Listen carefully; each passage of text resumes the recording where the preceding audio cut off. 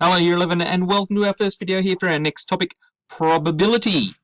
Right, we're kicking off today with probability and sample space, and most of this is fairly closely related to the sort of things that you've done in years gone past. I know I say that a lot, but we do sort of revisit a lot of ideas.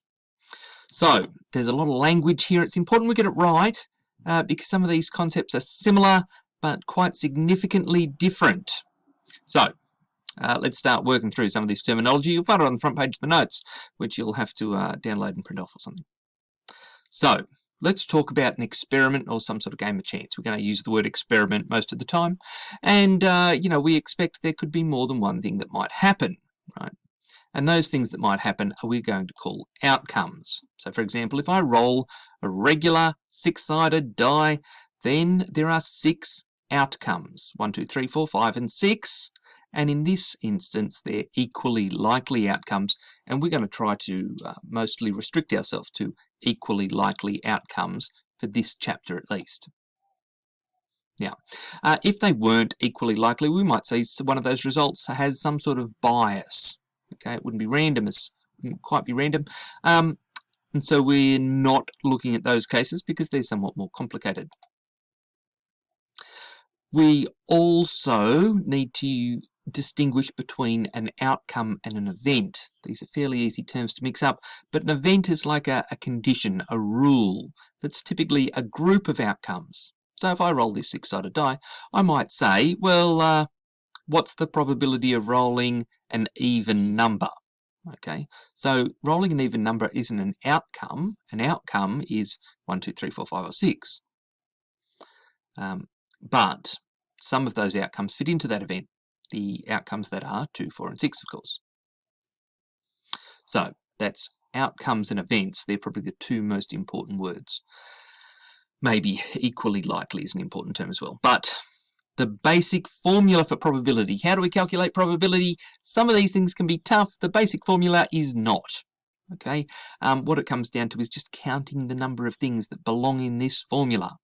So as long as we have a finite number of equally likely outcomes, right, it's a fairly simplified situation, but nonetheless, that's where we start. If we have a finite number of equally likely outcomes, the probability of some event is the number of outcomes in that event divided by the number of possible outcomes.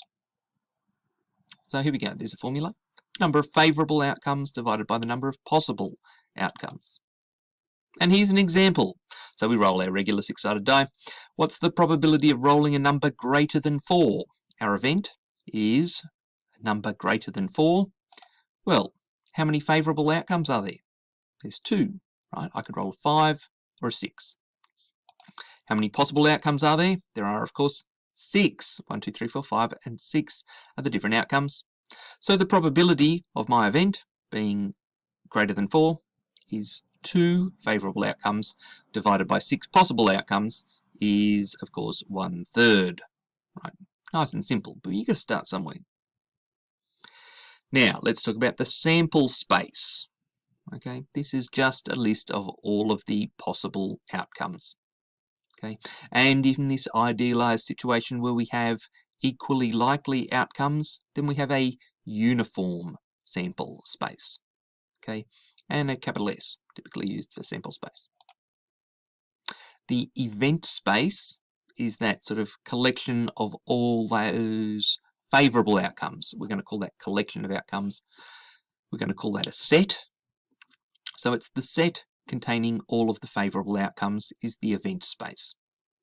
So we can rewrite our formula a little bit now and say that the probability of some event is the size of the event space divided by the size of the sample space.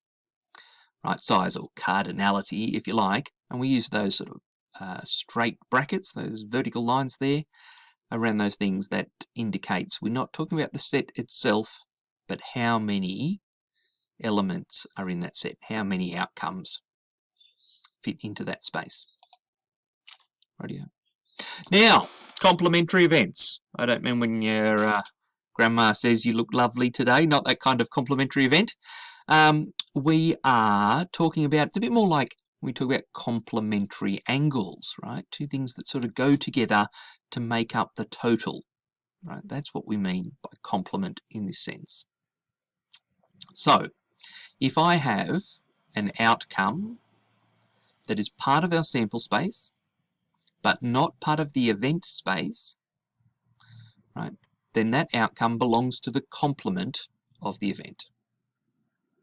So, we have the complement of an event are all of those outcomes that belong to the sample space but not the event. It's everything else that might happen. We can write it as an E with a bar above it, or with a dash there, or sometimes with a little superscript C, but most typically we're going to see it with the bar on top. So that's a complement. It's all of the other outcomes that aren't in the event. Now, the size of the complement, right? The size of the complement, so here you go, there's my complementary event, E with the bar above it, and those bars on either side to indicate we're talking about the size. It's the size of the sample space minus the size of the event. Okay. Another way you could rearrange that, you could write that as an equation, rearrange it a little, and you would find that the event, the size of the event, plus of the event space, plus the size of the complement space is equal to the size of the sample space, right? Between the event and the complement, we take up all of the outcomes, right? It's a bit like saying it could rain. All right, today it will rain, or it might not rain. It can't do both. It can't rain and not rain, and it can't do neither. It will be one or the other. So, sort of those two events, or an event and its complement, occupy all of the possibilities. We often use this word not, right? So, we can talk about the complement of E as being not E. And the probability of not E is 1 minus the probability of E. Here's another example. A card is drawn at random from a pack of playing cards, right? 52 cards in a deck. What's the probability that it's not a spade? Well, what's the probability that it is a spade?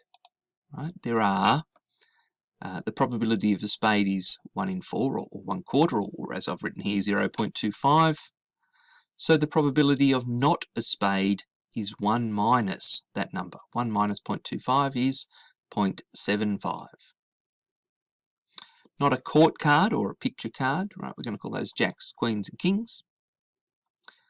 So how many of those are there? Well, there are 3 out of every 6. So 3 out of every 13 cards are a court card. So the probability that it's not a court card, right? The probability, the complement of drawing a court card is 1 minus 3 over 13 is 8 over 13. Now it's important when you're doing probability questions, if the word not pops up, there's a good chance you're going to solve it using complementary events. At the moment you might think, it's neither here nor there. Some questions are far easier when we look at the complement rather than the event. Now neither a red 2 nor a black 6. This becomes a little bit more complex, and we'll learn more tools for dealing with these, but we're just going to go about it sort of slowly to begin with. How many red 2s are there? Well, there's 2 of them. How many black 6? There are 2 of those. So altogether, this event, red 2 or a black 6, there would be 4 out of 52 outcomes. And so the complement of that is 1 minus, right? Now, 2 red 2s and 2 black 6s. 1, oops, I've jumped the gun there. 1 minus 4 over 52 simplifies down to 12 over 13. Rightio. So complementary events are all of those outcomes that don't belong to the event. Righto, next up, relative frequency. Again, it's not about how often you see grandma. No, relative frequency is how often something happens. Experimental probability, they're very similar things. And for some situations, the theoretical probability is just not feasible to calculate. Right? It's just too complicated, but we can estimate the probability of something by doing a number of trials or experiments. We repeat the experiment. The more times we do it, the more accurate a result we should get. So here's another example. Let's say I take a thumbtack and I drop it 400 times. Okay. And I note whether it lands point up or point down. Now, it's not like flipping a coin where there's equally likely chances, right? It's not necessarily equally likely. Well, here we found that it landed point up 362 times. So what's the relative frequency of it falling point up? Relative frequency is the number of favourable outcomes divided by the number of trials is 362 divided by 400, 0.905. Now imagine that I'd only done that experiment once, right? Then it would either be point up or point down. And I would have to draw a conclusion from that whatever it is always happens. Let's say I drop it once and it lands point up, and then my relative frequency would be 1 out of 1, and it would suggest it's 100%. Now, it's not that the answer is wrong, it's just inaccurate, and because there weren't enough trials. Okay, so the more trials you do, fair trials, it should be, the more accurate your results become. So, that brings us to the end of our first video. Recap here. Experiments produce outcomes. A collection of outcomes, sort of bound by some sort of rule or condition, is an event.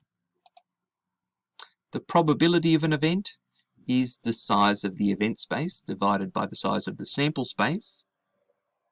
Complementary events, often indicated with the word not, right? So not A is the complement of A, and complementary events are all of those outcomes that aren't in the event. And relative frequency, the number of favourable outcomes divided by the number of trials. Rightio. So mostly language there today. The calculation's quite simple. Be careful though, you have to read these questions very carefully. The devil's in the detail with probability questions. But that's it for the first video. Little preview, our next exercise will be on sample space graphs and tree diagrams. If you've got any questions, make sure that you ask me during class or send me a message, and I will see you next time.